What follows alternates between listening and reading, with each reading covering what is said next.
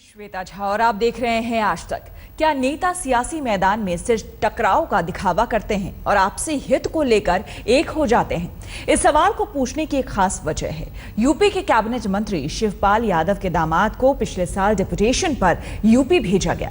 खास बात यह है कि अपने आईएएस दामाद की पोस्टिंग के लिए शिवपाल ने पीएम को चिट्ठी लिखी थी। ये हैं उत्तर प्रदेश में बाराबंकी के डीएम अजय यादव।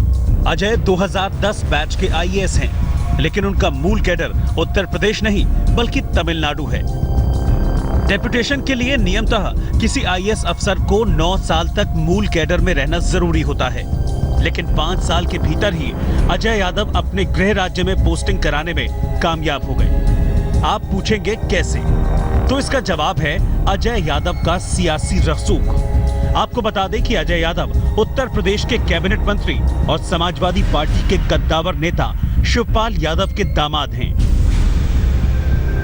यूपी में अजय यादव की प्रतिनियुक्ति का शिवपाल कनेक्शन आपको बताएं। इससे पहले अपॉइंटमेंट कमेटी ऑफ कैबिनेट यानी एसीसी के 28 अक्टूबर 2015 के इस लेटर को गौर से देखिए।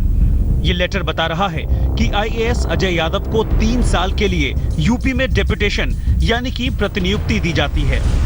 आपको बता दें कि अपॉइंटमेंट कमेटी ऑफ कैबिनेट यानी एसीसी ही प्रशासनिक अधिकारियों की पोस्टिंग पर फैसला करती है।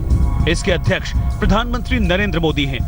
नियमों के मुताबिक एसीसी की मंजूरी मिलने से पहले अर्जी कार्मिक मंत्रालय के पास जाती है और इस मामले में सबसे ज्यादा गौर करने वाली बात यह है कि अजय यादव की इस अर्जी को कार्मिक मंत्रालय 3 बार खारिज कर चुका था। कार्मिक मंत्रालय ने पहले मई 2015 में ये प्रस्ताव ठुकराया और कहा कि डेप्यूटेशन के लिए कम से कम 9 साल मूल काडर में सेवा जरूरी है।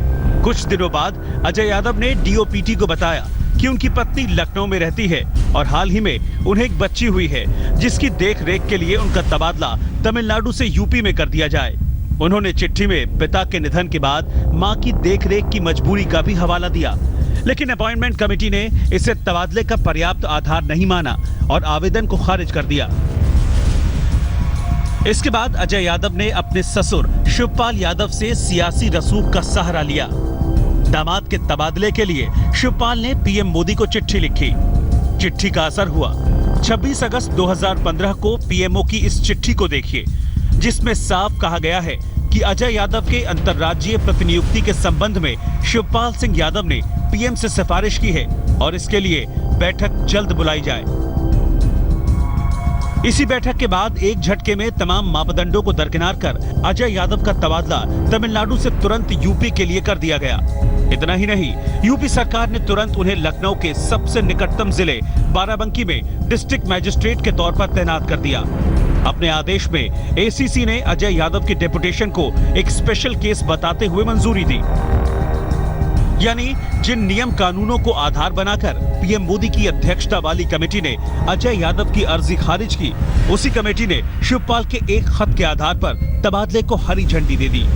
मीडिया में जैसे ही ये खबर आई, दिल्ली के मुख्यमंत्री अरविंद केजरीवाल ने पीएम पर निशाना साध दिया।